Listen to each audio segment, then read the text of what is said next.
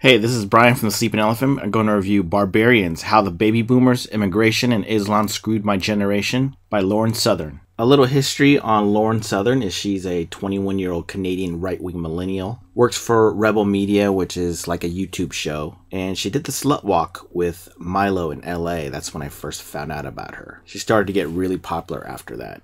She has blonde hair, and some of the guys go goo-goo and gaga for her, just like Tommy Loren. As well as you can see this type of anti-feminist movement with, say, Tommy Loren, her, and Cassie J, and many others.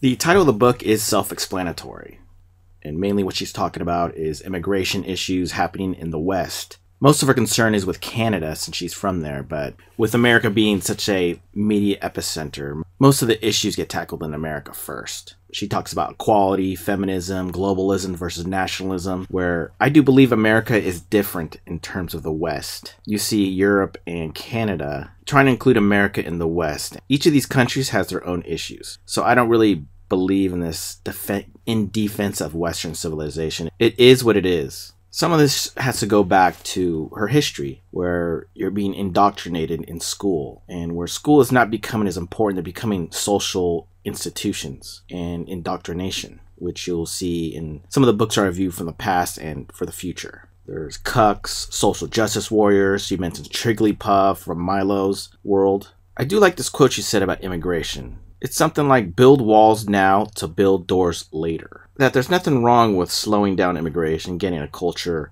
more intertwined and connected and assimilated. And just like the Red Pill documentary that I reviewed and I saw in Berkeley, the anti-feminist is still a feminist, and you'll see many guys cheer this on, where you have a girl somewhat defending you. At the end of the day, you have to be an agent yourself and really take charge and do things yourself. She has a lot of beta orbiters orbiting her, looking for leadership. And I do put her in the part of the alt-right. They're not part of the alt-right, but it's just like scattered mobs of people. It has more of white people issues in defense of white culture, whatever that means. Big government trying to get it away. Marxist destroys the family, as well as how feminism has destroyed the family. Globalism and diversity. Equality versus individualism.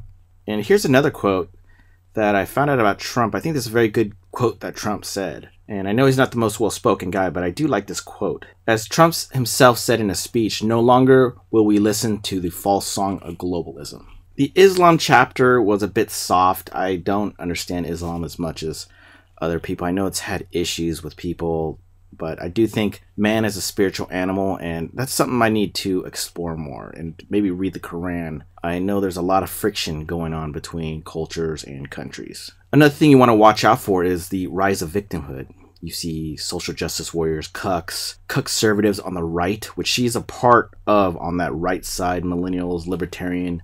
You will see a lot of right-wing people that are just as bad and weak as the left-wing people, as well as how it has affected her generation, where the males are so emasculated, they don't know what to be or what to do. And this is a reminder to not let the anti-feminists really take control of your views. The anti-feminist is a feminist. You'll see many females, they're launching their career by taking this movement. And you're going to see a lot more females that are slightly aware of the situation. They are starting their career off this. And they're going to be trying to negotiate in the future. You have Cassie J, the Red Pill documentary, the Honey Badgers with Girl Writes What and Carrying Strong, Lauren Southern, and many more. It was an okay book. I would still check it out if you're a fan of her work or Rebel Media. You will see her a lot more due to the media, and she is somewhat pretty, so she's like 21 years old. In terms of wisdom, I don't think she has much to offer, but I would just give her a chance, check her out. But there's more important things if you're a guy to learn from. I would learn from